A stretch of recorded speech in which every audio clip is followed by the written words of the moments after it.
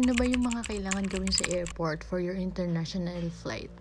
Ito yung mga kailangan mo. Una, passport. Make sure na 6 months valid.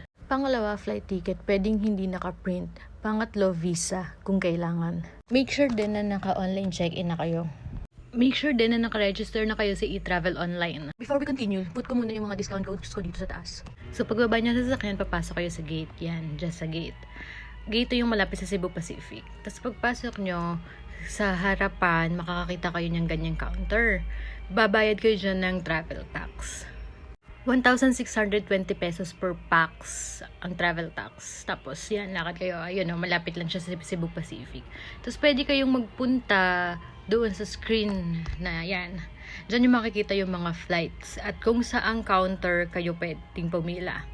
Pero tapos punta na kayo doon sa counter, makikita nyo yung mga letters. Doon kayo pupunta, depende doon sa nakita nyo doon sa screen. Tapos makakita kayo ng check-in machines, pwede kayo mag-print ng bag tag, boarding pass. Pero wag na kayo mag-print ng boarding pass kasi wala pa namang seats yun, so sayang lang yung papel.